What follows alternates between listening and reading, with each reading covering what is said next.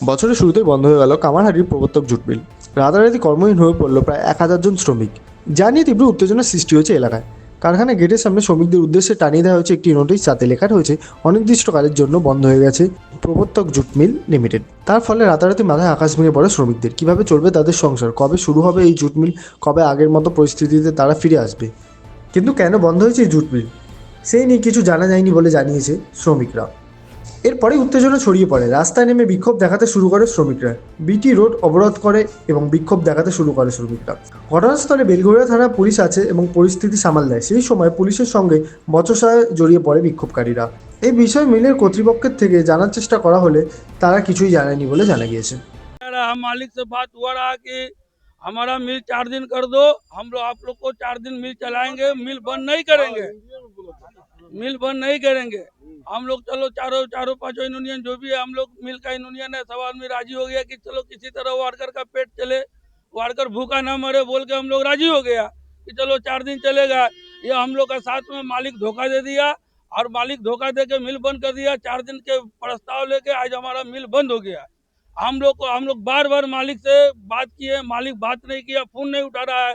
बड़ा साहब है इसमें का जो वो नहीं फोन उठा रहा है, जो इसमें का लेबर साहब है वो फोन नहीं उठा रहा है कि हाँ तुम मिल बंद काहे किया, चाहे परिस्थिति जो मिल का आया। हम लोग बार बार इसको पूछते रहे कि तुम ये परिस्थिति में मिल को काहे ले जा रहा है। अभी भी झूठ है, 280 गेटिया माल है।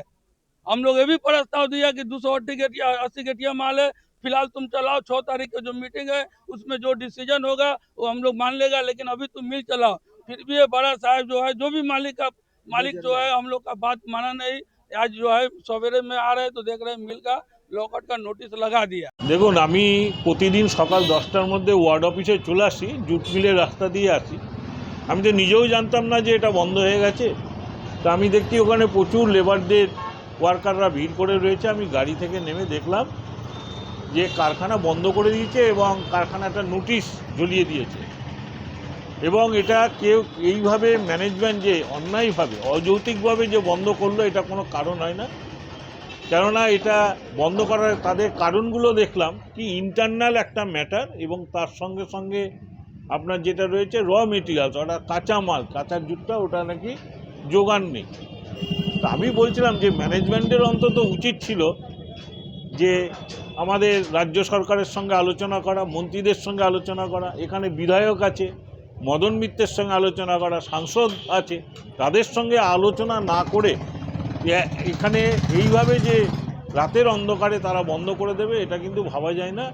এটা কিন্তু খুব অন্যায় করেছে এবং যত তাড়াতাড়ি হোক এই জুট মিল অন্তত খোলার ব্যবস্থা করতে হবে। তার সঙ্গে সঙ্গে আমি আবার বলছি যে অন্তত পক্ষে যে শ্রমিকদের এইভাবে ফাঁকি দিয়ে, আবার বলছি রাজ্য সরকার এবং ম্যানেজমেন্টের সঙ্গে না বসে, রাজ্য সরকারের সঙ্গে না বসে এটা কিন্তু ঠিক করেনি।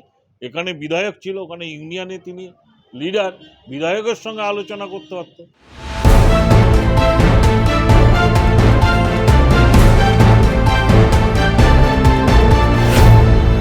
Bureau report, bengaltv.in।